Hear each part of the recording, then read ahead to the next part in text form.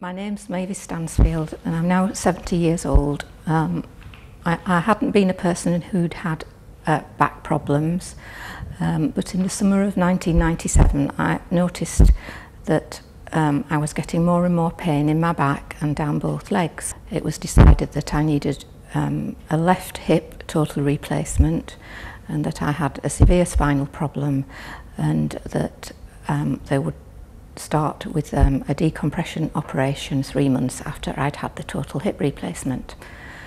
So that went ahead in March of 1998 and did relieve some of the pain in my left side, but the pain in my right side, which was severe sciatica, continued, and I went ahead with the decompression.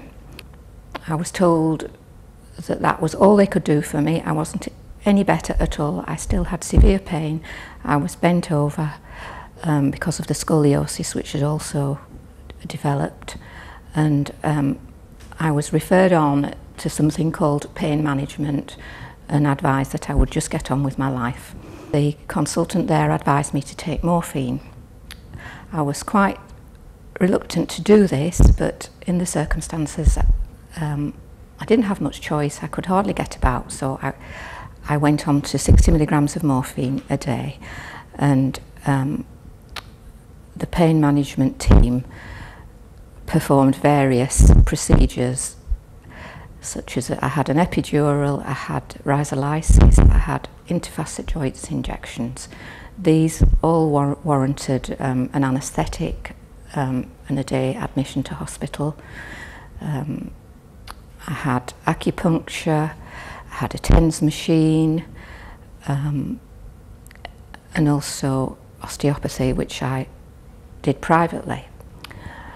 I was told how to hang up my washing and how to place my ironing board, but I was still in absolute agony and my quality of life was just non-existent. In May of the following year, which was 99, I decided to ask my GP for a second opinion. I lived in the North Tees catchment area, so she suggested that I came to see Mr. Krishna and the Spinal Unit. He explained very carefully what he would do, which would be a triple level fusion, which was fusing the vertebra.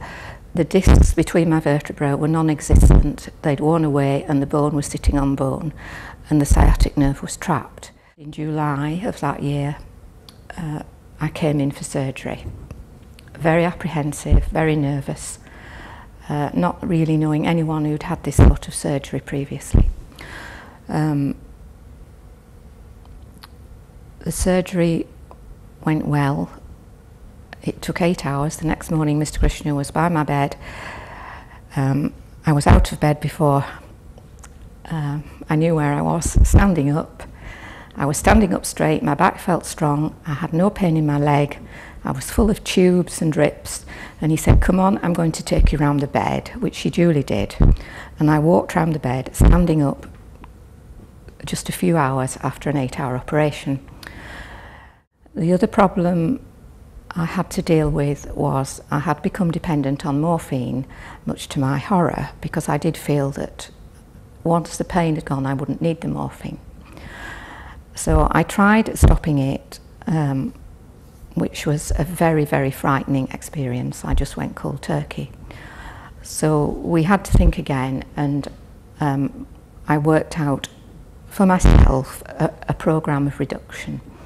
And I reduced the dose of morphine every few days until I was tolerating that dose well, and then I would reduce it again. That took another 3 months to get off the morphine. With hindsight, I wouldn't be scared again, because I know that it's possible to do this, but you have to have the confidence. I didn't need any painkillers a year after the surgery. I just have occasional painkillers like anyone else, and I have